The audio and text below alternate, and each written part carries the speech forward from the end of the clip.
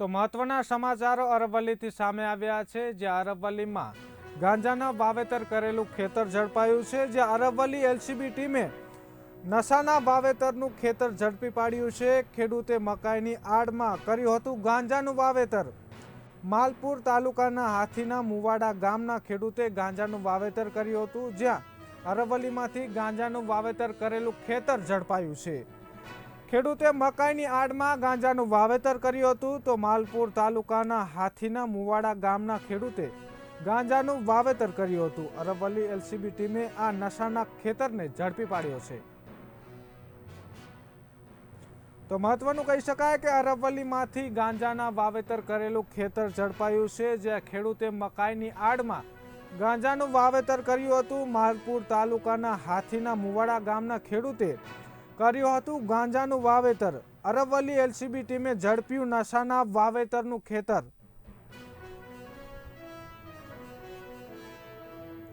તો મહત્વનું કહી શકાય કે અરવલ્લીમાંથી ગાંજાના વાવેતર કરેલું ખેતર ઝડપાયું છે, જ્યાં અરવલ્લી એલસીબી ટીમે નશાના વાવેતરનું ખેતર ઝડપી પાડ્યું છે। ખેડૂતે મકાઈની આડમાં ગાંજાનું વાવેતર કર્યું હતું। માલપુર તાલુકાના હાથીના મુવાડા ગામે ખેતર ઝડપાયું છે।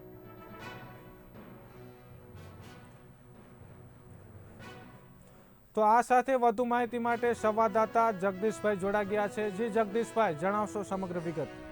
ચોક્કસ સાહેબ, માલપુર તાલુકાના ઉભરાણ નજીક હાથીખાંટના મુવાડા ગામે એક ખેડૂતે મકાઈના વાવેતરની આડમાં ગાંજાના છોડ વાવેલા હતા, જે એલસીબી પોલીસને માહિતી મળતા 7 ગાડીઓની ટીમ બનાવીને એલસીબી પોલીસે ઘટના સ્થળે દરોડો કર્યો છે અને મોટા પ્રમાણમાં ગાંજાનું વાવેતર ઝડપી પાડ્યું છે। હજી કાર્યવાહી ચાલુ છે।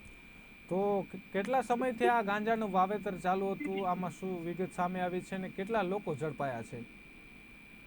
એ હજી વિગતો પોલીસે જાહેર કરી નથી, કારણ કે પોલીસની કાર્યવાહી ચાલુ છે। જે ડ્રોન કેમેરા ફેરવીને હજી આજુબાજુ કેટલું વધુ વાવેતર છે એની તપાસ ચાલી રહી છે।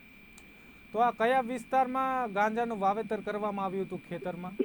માલપુર તાલુકાના ઉભરાણ ગામ નજીક હાથીખાંટના મુવાડા ગામે સીમમાં। તો અંદાજિત કેટલા વીઘામાં ગાંજાના ઝાડનું વાવેતર કરવામાં આવ્યું હતું? અંદાજિત 2 વીઘા જેટલી જમીનમાં વાવેતર કરવામાં આવ્યું છે। તો આ કેટલી કિંમતનું અંદાજે આ ગાંજાનું વાવેતર હશે? હવે તો છોડની ગણતરી કરી પોલીસ વિગત જાહેર કરે ત્યારે બહાર આવે। તો કેટલી ટીમો દ્વારા રેડ કરવામાં આવી હતી ત્યાં? પોલીસની 7 ગાડીઓ ઘટના સ્થળ પર છે।